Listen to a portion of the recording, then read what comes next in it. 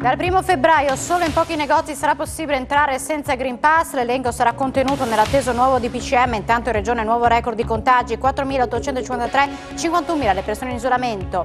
In attesa dell'ufficializzazione della lista dei pubblici esercizi dove bisognerà esibire il Green Pass c'è grande preoccupazione tra i tabaccai e in Friuli c'è anche chi sta già pensando allo sciopero della sigaretta.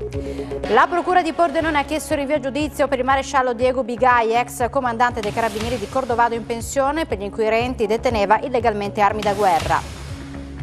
2 lupi sono stati immortalati vicino a una scuola elementare sopra Timau. Li ha fotografati il direttore della riserva di caccia, che ha chiesto al corpo forestale di effettuare controlli mai così vicini ad un luogo sensibile. Accoglienza diffusa nei comuni vicini al capoluogo friulano, una tessera con particolari sconti per visitare i luoghi più caratteristici della regione. Così si lavora per la donata degli alpini del 2023 a Udine.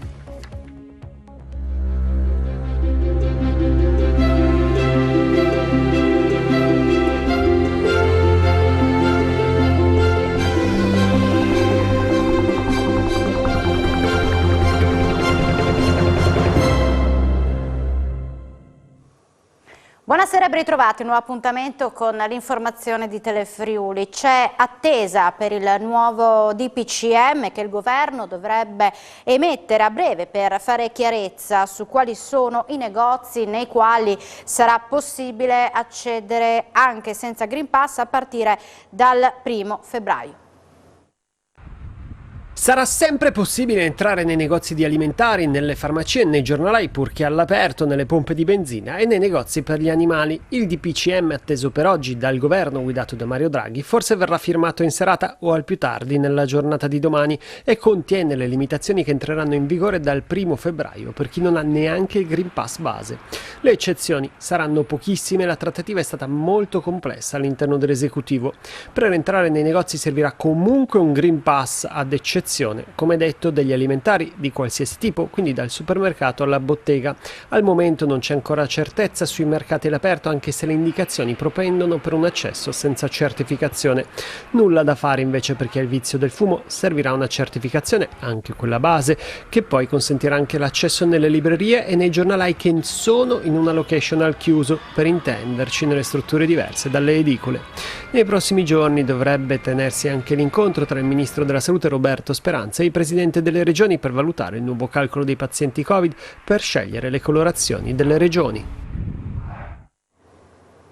Nuovo record di contagi nella nostra regione con 4.853 nuove positività e 9 decessi di persone tra i 97 e i 59 anni. In particolare su 8.997 tamponi molecolari sono stati rilevati 922 nuovi contagi con una percentuale del 10,25%.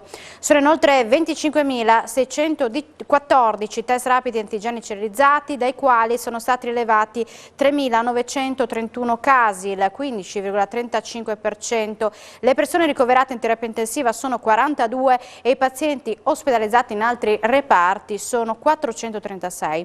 Per quanto riguarda l'andamento della diffusione del virus, la fascia d'età più colpita è quella da 0-19 anni, il 23,45%, seguita da 40-49 anni, 18,57%. 135 i casi tra il personale del sistema sanitario nelle aziende della regione, mentre nelle residenze per anziani del Friuli Venezia Giulia si registra il contagio di 30 ospiti e di 49 operatori, 51.000 le persone in isolamento. Ma in attesa dell'ufficializzazione della lista dei pubblici esercizi nei quali sarà necessario per i clienti esibire il Green Pass, c'è preoccupazione per i tabaccai e c'è chi già pensa allo sciopero delle sigarette. Ascoltiamoli. Dal 1° febbraio le tabaccherie potrebbero essere inserite nella lista delle attività commerciali in cui sarà richiesto il Green Pass. Sarà un vero problema controllarlo ad ogni cliente. Nelle rivendite entrano numerose persone ogni giorno e per questo i tabaccai sperano che il governo ci ripensi. Purtroppo diventa un lavoro in più, qui c'è gente che viene, entra, esce e quindi diventa un po' un problema sicuramente. Una cosa assurda, perché il fatto di andare a prendere le sigarette oppure venire a prendere un giornale, avere il Green Pass e queste cose qua, trovo come una cosa irreale. È una perdita ancora di più di tempo, no? Continua di gente che stiamo già vedendo da gennaio. C'è un buon 30% in meno, ecco, di gente che gira. Dovrò farlo, lo farò, però sinceramente vorrei riferirmi più che altro ai miei colleghi tabaccai di fare una specie di sciopero almeno di un giorno. I clienti vorranno sempre, dai, portamele fuori, facciamo così, quindi magari ci mettono anche a rischio noi, quindi il governo questo non lo capisce, loro dicono cosa fare, cosa no, però poi siamo noi a dover correre su e giù, fuori, dentro, e magari arriva in quel momento il controllo e noi ci ritroviamo con le mani in mano. Dalla partita per il Quirinale fino alle imminenti novità relative alle misure anti-Covid, passando per le minacce di morte ricevute. Il Presidente della Regione Massimiliano Fedriga questa mattina a Monfalcone, dove si trovava per alcuni impegni istituzionali, ha affrontato con i giornalisti diverse questioni. Ascoltiamo. I colori per i vaccinati di fatto già non esistono più, superiamoli anche formalmente per non confondere i cittadini. Così il presidente Massimiliano Fedriga, che questa mattina a Monfalcone ha parlato con i giornalisti delle richieste delle regioni al governo e non solo. Ma noi non abbiamo chiesto di togliere i colori, semplicemente perché i colori di fatto già sono tolti, non esistono più. Cioè le misure che determinavano la zona arancione e la zona gialla stessa per i vaccinati, che ormai sono quasi la totalità dei cittadini, quasi, purtroppo non la totalità, ma sono le misure da zona bianca con gli ultimi decreti. Per quello io dico superiamo i colori semplicemente perché confondiamo i cittadini, ma non c'è nessun tipo di cambio di approccio. L'approccio che penso sia corretto, che è stato preso fino ad oggi, è quello di tutelare dal punto di vista della salute, ma dobbiamo anche semplificare la normativa. Anche questa è quella trasparenza che penso sia utile anche per smentire le menzogne che da gruppi Novax vengono lanciate. Diciamo quelli che sono ricoverati per il Covid, quelli che sono ricoverati con il Covid, ma per altri tipi di patologie. Differenziamo per dare trasparenza ai cittadini. Io faccio un auspicio. Io mi auguro che da qui a pochi mesi si possa tornare a una normalità. Una normalità che vuol dire anche superare queste regole, perché i numeri che stiamo vedendo ci testimoniano che per i vaccinati, soprattutto per chi ha terza dose, con questa variante c'è una copertura molto importante rispetto alla malattia grave. Noi in terapia intensiva oggi abbiamo circa il 90% di persone non vaccinate e teniamo conto che i non vaccinati in questa regione sono poco più che il 10%, quindi vuol dire che c'è un'occupazione altissima da parte di chi vaccinato non è. Poi una riflessione sulla scelta del successore di Mattarella alla presidenza della Repubblica. Lo scopo è tenere unito il centrodestra in questa partita e ovviamente cercare di allargare il più possibile il consenso. Io penso che il presidente Berlusconi sia una buona opportunità, penso d'altro canto che la politica debba interrogarsi per cercare di non trasformare un processo democratico importante come le elezioni del Presidente della Repubblica in uno scontro feroce che indebolirebbe il Paese. Fedriga, già sotto scorta, ha detto di non essere preoccupato per le minacce di morte comparse ieri a Maiano. Come ho sempre detto, la cosa che mi preoccupa di meno è questa. Mi preoccupano le persone che ancora non si sono vaccinate, lo dico con chiarezza, perché ormai abbiamo dati incontrovertibili dell'efficacia del vaccino contro la malattia grave. È deprecabile che la scelta della più alta magistratura dello Stato sia utilizzata strumentalmente per tenere insieme una parte politica. È ancor più inopportuno che il Presidente della Conferenza delle Regioni Italiane non colga questo aspetto e insista sulla candidatura di Silvio Berlusconi, non per l'interesse del Paese ma per quello del centrodestra. A dirlo è il membro della Commissione paritetica Stato Friuli Venezia Giulia, Salvatore Spitaleri, commentando le dichiarazioni del Presidente del Friuli Venezia Giulia in merito alla candidatura al Quirinale di Silvio Berlusconi. Sono tutti consapevoli che si tratta di una candidatura che amplifica le contrapposizioni non a futuro, ha aggiunto il Dem, sottolineando come servono decisioni condivise, come è avvenuto con la creazione del governo Draghi. E il giorno dopo le minacce di morte al presidente della regione Massimiliano Fedriga, comparse su un edificio di Maiano, la porta di ingresso della sede della Lega di Tolmezzo è stata imbrattata da vandali che hanno scritto con un pennarello nero "No Salvini", cercando di coprire con scarabocchi il simbolo del movimento. Il gesto è stato ripreso da un cellulare condiviso sui social. Non si possono più tollerare atti di vandalismo contro il nostro movimento, ha commentato Marco Dreosto, ha annunciato che è stata sporta denuncia. Siamo alla cronaca, si allarga la lista degli indagati per l'omicidio del giovane a Trieste delle scorse settimane. La procura ha deciso di indagare anche la ragazza coinvolta con l'accusa di favoreggiamento. Oggi l'autopsia eseguita dal dottor Fulvio Costantinides ha confermato che la morte è avvenuta per asfissia da strangolamento. C'è anche il nome di Letizia B, l'iniziale del cognome. Nel registro degli indagati, la ragazza di 19 anni con cui Robert Trajkovic, il 17enne ucciso il 7 gennaio scorso a Trieste, aveva iniziato una frequentazione. A soffocarlo con il cordino di una felpa, Ali K, l'iniziale del cognome, 21enne con cui si conoscevano fin da piccoli ma ex fidanzato della ragazza. Lo conferma il capo della procura di Trieste, Antonio De Nicolo. L'inchiesta è coordinata dalla PM Lucia Baldovin e a indagare sono i carabinieri. La giovane è al momento indagata per favoreggiamento. La ricostruzione sommaria vede la vittima, il 17enne di origine serba, che la sera di venerdì 7 gennaio esce di casa per raggiungere la 19enne in una affittacamere in via Rittmeier 13. Qua ad attenderlo c'è però Ali, che dopo una breve collutazione all'ingresso lo strozza con il cordino di una felpa. Il corpo viene nascosto quindi nel sottoscala, dove resta fino alla sera di sabato, quando un inquilino nota un piede. I carabinieri in pochissimo tempo ricostruiscono l'accaduto e rintracciano il 21enne che in un primo interrogatorio dà in escandescenza e viene ricoverato all'ospedale di Cattinara e poi il mattino successivo ammette il delitto. Gli inquirenti ora vogliono capire il ruolo di Letizia e se sapeva della morte del giovane e delle intenzioni del suo ex, visto che erano stati insieme fino a pochi attimi prima del delitto. La procura di Pordenone ha chiesto il rinvio a giudizio per il maresciallo Diego Bigai, ex comandante della stazione dei Carabinieri di Cordovado, oggi in pensione. Per gli inquirenti deteneva illegalmente armi da guerra. Fu arrestato e rilasciato nel 2020. La difesa ribatte: armi inutilizzabili, accuse esagerate. La sua passione per le armi potrebbe costargli molto cara e portarlo davanti ai giudici. La procura di Pordenone, guidata da Raffaele Tito, ha chiesto il rinvio a giudizio per il maresciallo Diego Bigai, ex comandante dei Carabinieri, ora in pensione, che per un decennio ha guidato la stazione di Cordovado e che è accusato di peculato, falso per soppressione e detenzione di armi da guerra e da sparo con relative munizioni.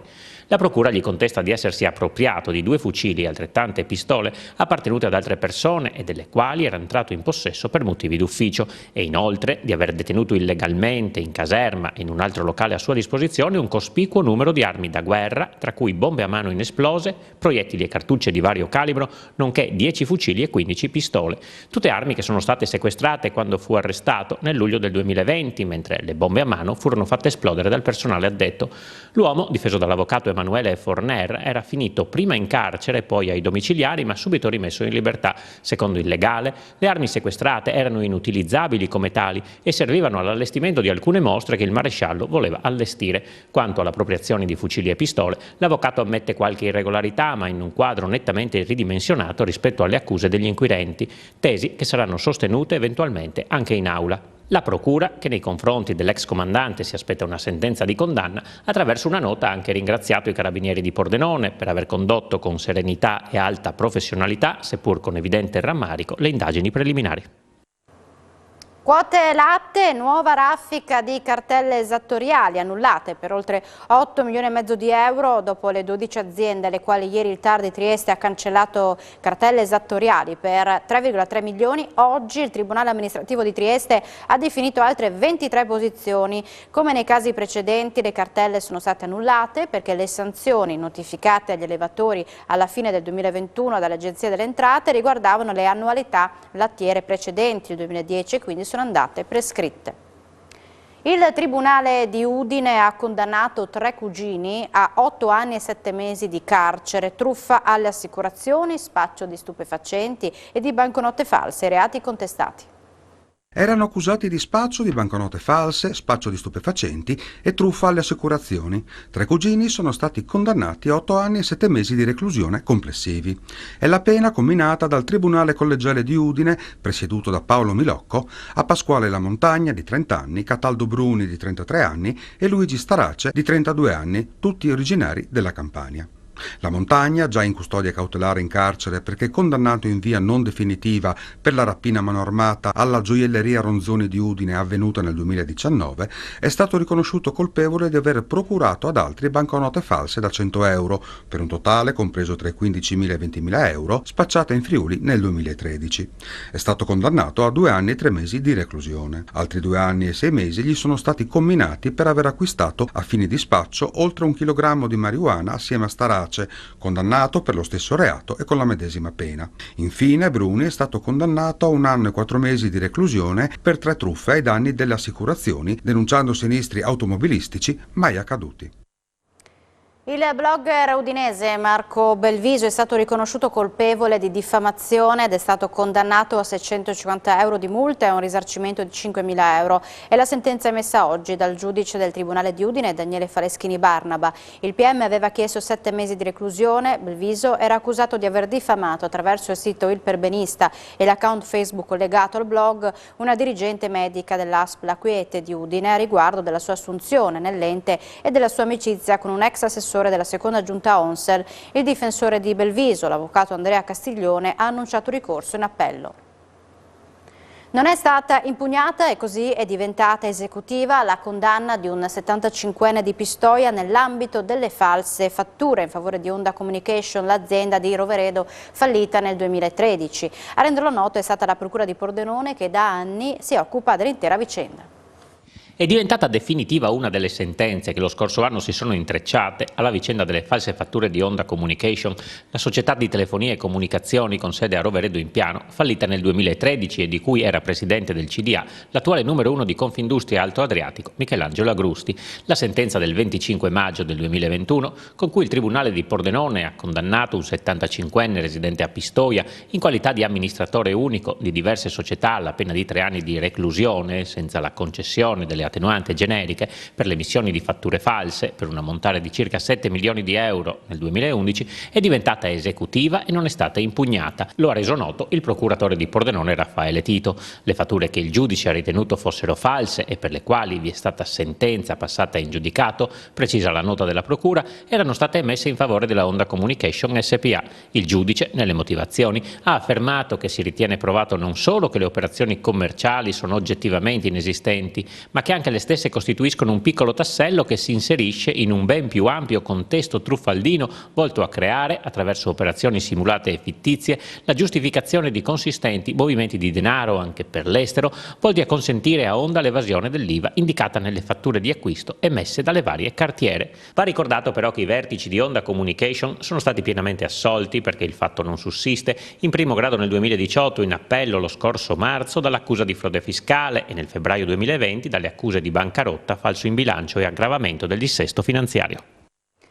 È di 258 milioni di euro il bilancio di previsione del Comune di Udine, approvato con 24 voti a favore e 10 contrari. La soddisfazione del sindaco Fontanini perché non è stato necessario aumentare le tasse ai cittadini. Il Consiglio Comunale di Udine ha approvato con 24 voti a favore e 10 contrari il bilancio di previsione che prevede un impegno di spesa di 258 milioni di euro, dei quali 57 per opere pubbliche. Il sindaco Pietro Fontanini si dichiara soddisfatto del risultato perché le tasse comunali sono rimaste invariate perché Udine è stato il primo capoluogo della regione ad approvare il documento contabile. Sono molto soddisfatto perché non abbiamo chiesto soldi ai cittadini, abbiamo fatto con i soldi già che ci danno attraverso le tasse che pagano e soprattutto sono orgoglioso perché siamo il primo capoluogo di provincia ad aver approvato il bilancio di previsione. È un bilancio impegnativo che vedrà il 2022 ancora con tante opere, tante iniziative da parte del Comune di Udine e quindi penso che possiamo dare senz'altro un risultato positivo a tante aspettative. Gran parte di queste cifre sono per le scuole, perché stiamo mettendo a posto le nostre scuole, le stiamo rendendo antisismiche e meno anche esigenti per quanto riguarda consumatrici di energia, sia per quanto riguarda l'estate che per quanto riguarda l'inverno. La donata degli alpini di Udine, slittata a causa della pandemia al 2023, sarà resa possibile in sicurezza grazie all'accoglienza diffusa che verrà predisposta per organizzare il raduno delle penne nere. La commissione operativa nell'ultimo incontro ha delineato alcuni progetti da mettere in campo. Il più importante è proprio quello volto a non congestionare troppo il capoluogo friulano con i radunisti che saranno accolti nei comuni limitrofi alla città. Inoltre, nel novero dell'ospitalità e dei servizi da offrire agli alpini di ritorno in Friuli, la Commissione ha anche pensato all'emissione di una Alpini Card, una tessera che consentirà di ottenere agevolazioni, ingressi museali gratuiti, oltre che a dei pacchetti di visite guidate scontate nelle località più caratteristiche della regione. E rimaniamo a Udine, ancora cantieri sulle strade. A primavera saranno aperti in diverse vie strategiche della città per la sistemazione definitiva dei marciapiedi e la spesa è di 500.000 euro.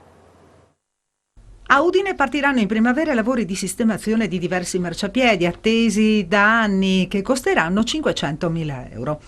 Le vie interessate sono Freschi e Piazzale Meriggi, Villa Glori, Siracusa, Abbazia, Pordenone, Brigatare e Adige. Il progetto è stato approvato oggi dalla Giunta Comunale che intende coinvolgere anche i cittadini per la sistemazione definitiva del piano del traffico nelle vie del centro. Noi abbiamo già delimitato l'area pedonale e la zona ZTL che raggruppa l'area limitrofa a quella pedonale. Adesso abbiamo la necessità con una variante di modificare il piano urbano della mobilità perché ci permette di recepire, quindi adottare questa variante, recepire il passaggio per poi procedere con il disciplinare che regolamenta gli accessi in queste aree. Di interventi importanti per quanto riguarda marciapiedi in zone strategiche della città. Sì, molti sono in continuità, altri sono nuovi, vengono realizzati in diverse parti della città, in mattonelle dove è necessario, ma soprattutto in lastre di porfido dove c'è la continuazione col porfido. Una giustizia più efficiente e vicina ai cittadini è l'obiettivo che si pone un progetto di ricerca da 9 milioni di euro che coinvolge 14 università italiane, comprese quelle di Udine e Trieste.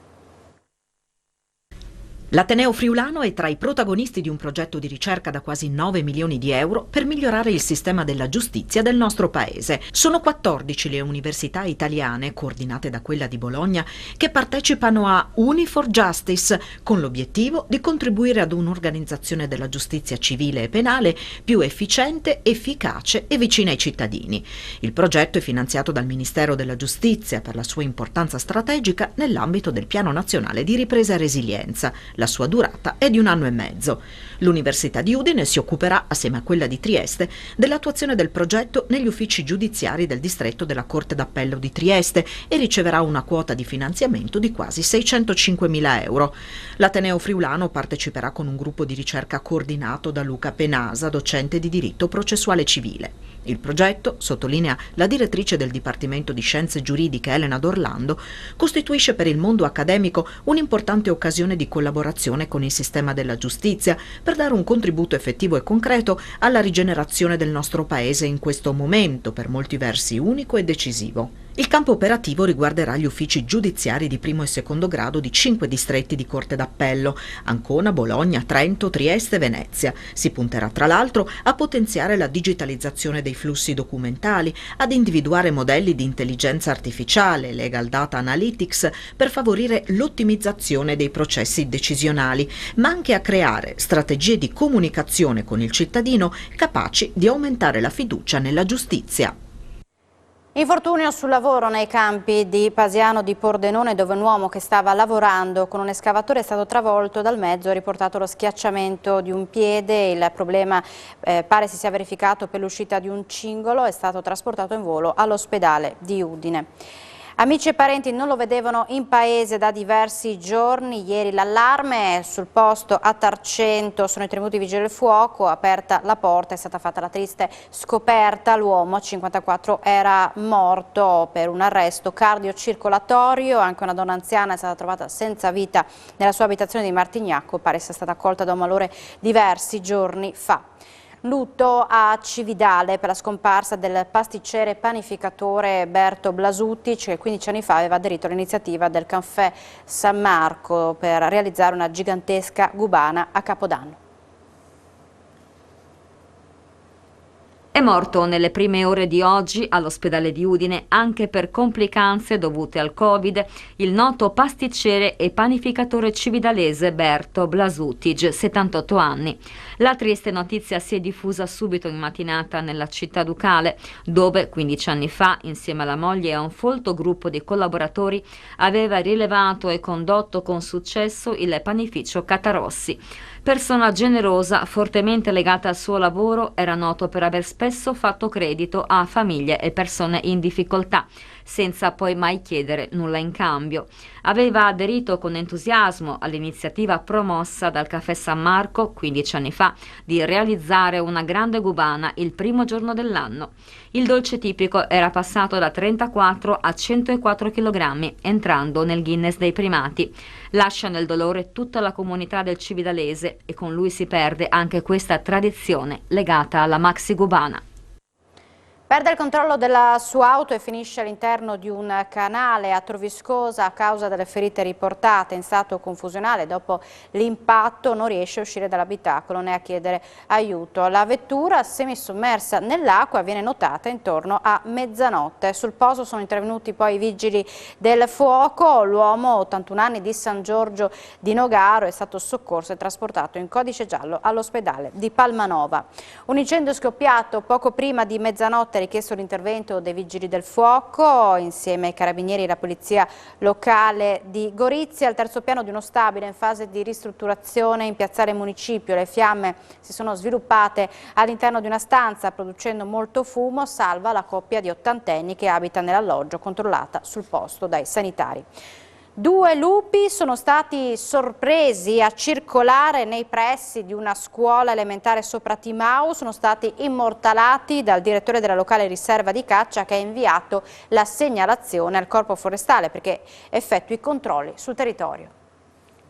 Lupi a un centinaio di metri dalla scuola elementare sono stati fotografati questa mattina, poco prima delle 8, a Casali Sega di Timau, frazione di Paluzza. Le foto sono state inviate al presidente della Federazione della Caccia del Friuli Venezia Giulia, Paolo Viezzi, dal direttore della riserva di caccia di Cercivento, che ha allertato il corpo forestale regionale per rilevare tracce ed elementi che consentano di capire il numero dei lupi presenti sul territorio. I cacciatori sono allertati da tempo e fungono da sentinelle, raccogliendo testimonianze e segnalazioni, oltre che materiale fotografico nel caso di avvistamenti occasionali. Il loro compito è proprio di segnalare la presenza degli animali, in questo caso dei lupi, alle autorità competenti che poi intervengono direttamente sul territorio. Viezzi riferisce che le segnalazioni sono sempre più frequenti, nelle condizioni più disparate, dall'attraversamento di strade a visite nei cortili, ma l'avvistamento di oggi è considerato al momento il più importante di tutti, per la vicinanza ad un luogo sensibile come una scuola elementare. Siamo in chiusura, ma tra poco le notizie sportive in Sport FVG, dove si parlerà in primo piano dell'Udinese, in particolare della decisione del giudice sportivo che ha segnato il 3-0 a tavolino l'Udinese contro la Salernitana. Tra poco dunque con Sport FVG per tutti gli approfondimenti. Grazie a voi per l'attenzione, buona serata con Telefriuli.